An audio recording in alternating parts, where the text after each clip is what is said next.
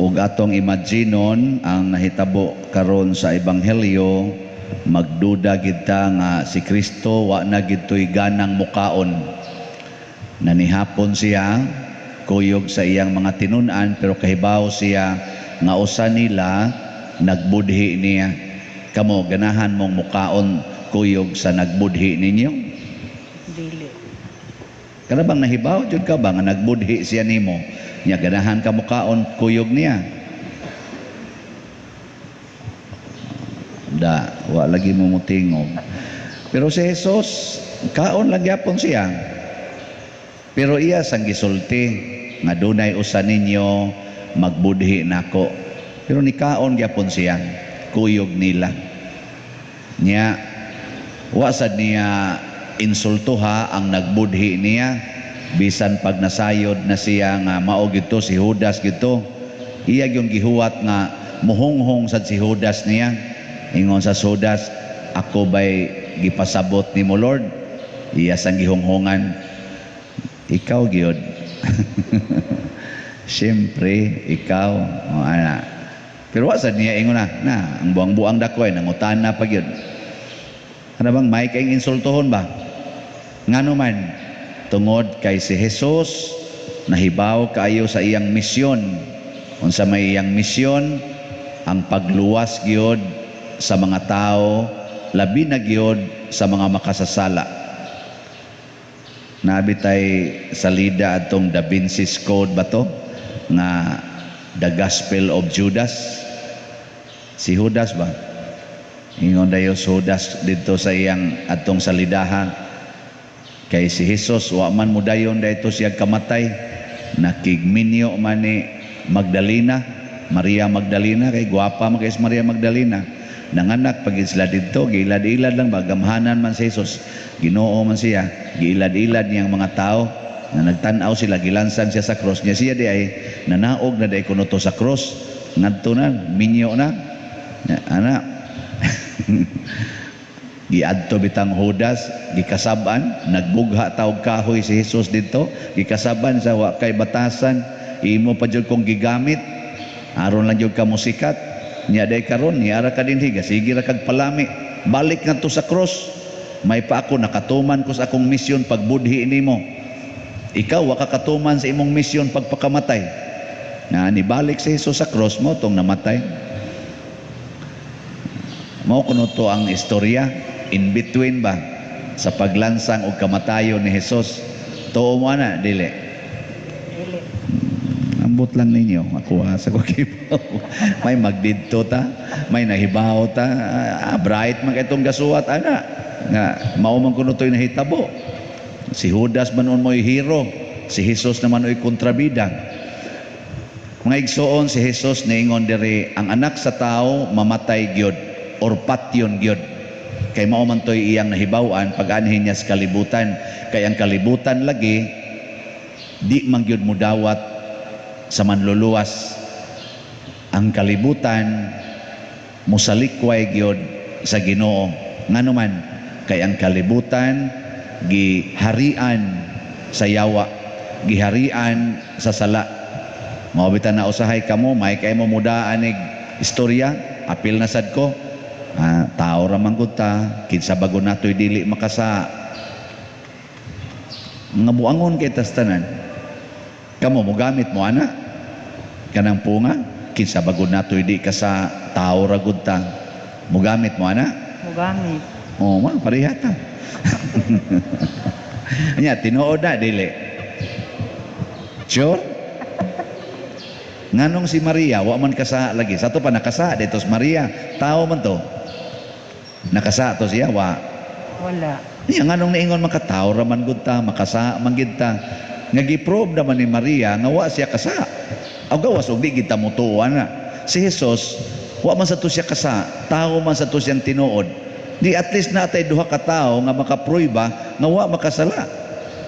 Nya maingon pa kita, tao ra man gud ta, di man kita kapugong kasa man kita. Mao na ang pangilad sa yawa dinhis kalibutan, maapil sa kuana.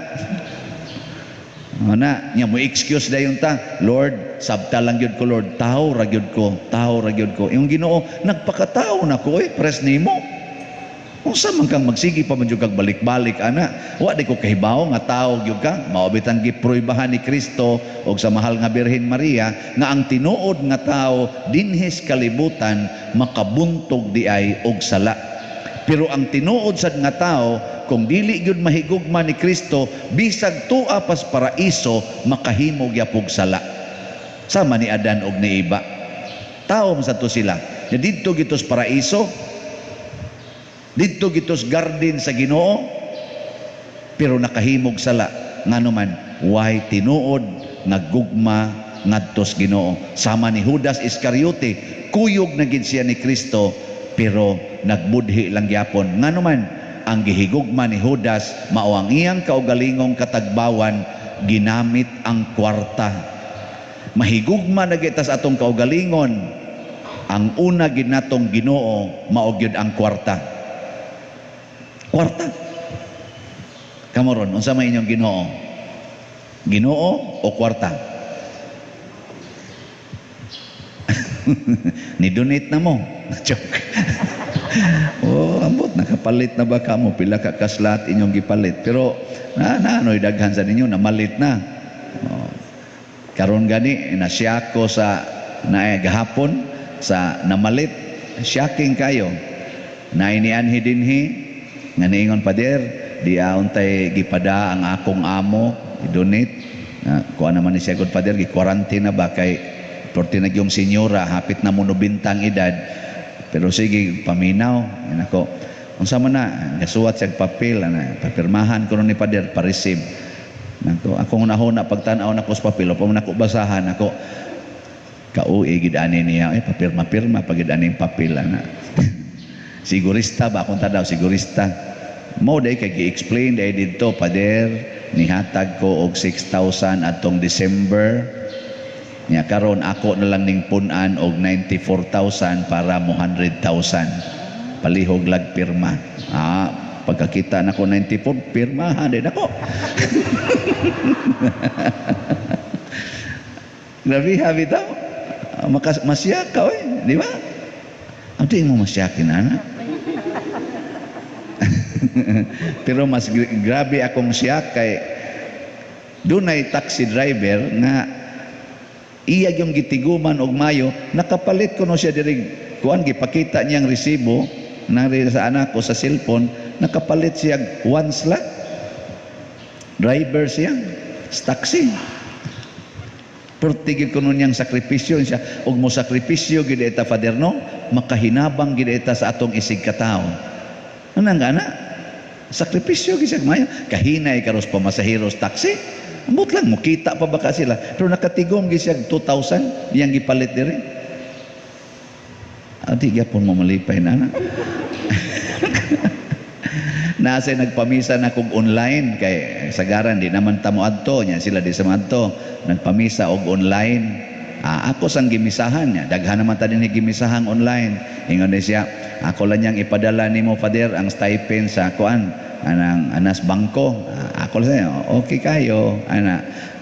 Normal naman na usay ato ipadas GCash ang stipend, pila raman say stipend mga 2,000, 3,000 ana. Mao sa toy akong gihuna-huna. Text din siya nako Father, basahan niya tong akong gihatag to sa imong messenger, akong gipadana ang kuan, ang akong stipend. Nalasa ko'y gipakapin gamay. Kung pagtanaw na ko ang stipend, usa ka deposit slip 10,000. Nya dunay sikan deposit slip para ni sa mga piniriso Father 90,000. Ang gasunod para ni sa inyong mga gipamaligya nga slot Father 500,000. Wow. Nako, nakaingon ko sa Ginoo ba, grabihan naman sa daan ni Lord pun ipakaniglaing 500,000. So dako kay taghalin tong sa adlaw, gahapon, ang karon, daan na karon. Ang ako lang puwentin hiba, daghang mga tao sa diay karon sa kalibutan nga sa ilang kalisod, sa kayano sa ilang kinabuhi, kamaugya pong muhatag ngadto sa simbahan.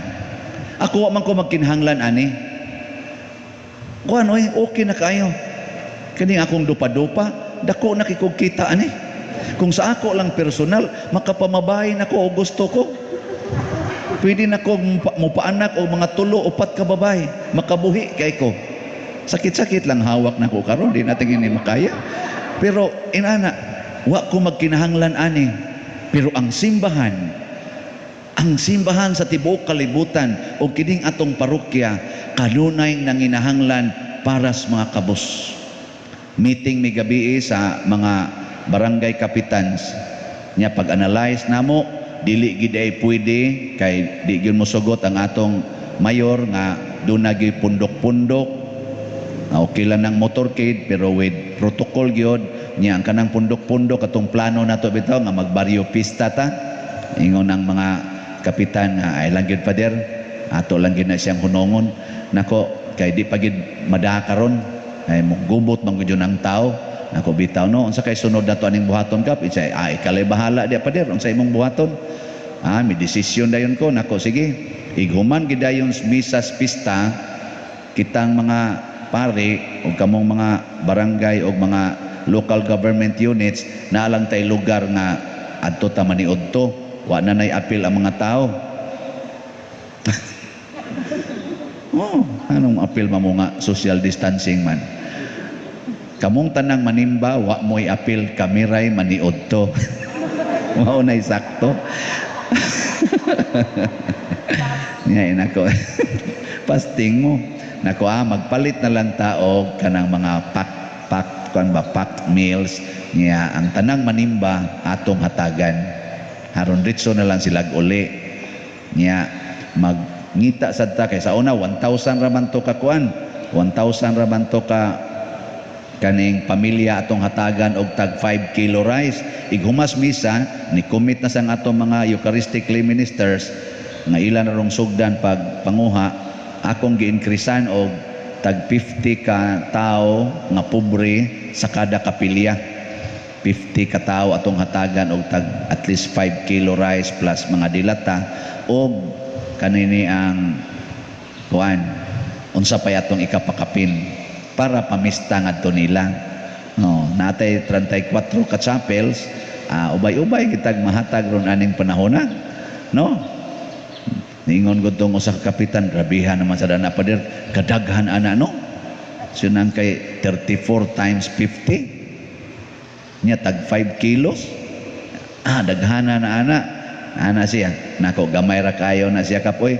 ikumparar sa gipanghatag sa atong kaigsuonan labi na gyud dunay mo pakyaw ron ani mingon ala pader ako na lay angkon ana mga bugas pader aron dilata na lay imong paliton kanindot ana no makapakaon patas tanang musimbas misa dili la kadtong pontifical mass gikan pas buntag hantod sa gabi makapakaon pata ana no di bawa gyud mo kauyon. Hindi, lagi kami na sa ro'y paninglan ani ron ha. Kamu no, pagkaisipan gini niyo. So, di bitaw kanang ang grasya, mubaha ra gyud na siya. No? Mubaha ra gyud. Muna ang Ginoo tungod siyang gugma nato bisan sa atong pagkamakasasala, bisan sa atong pagkahudas, oftentimes ang iyang gugma sige ra gyud. Muna duna gid tay paglaom nga bisag makasala ta, sige lang sa tagbalik ngadto niya. Ug mauna ang makapalimpyo nato, mauna ang makapabalaan sa atong kinabuhi. Nindog ta.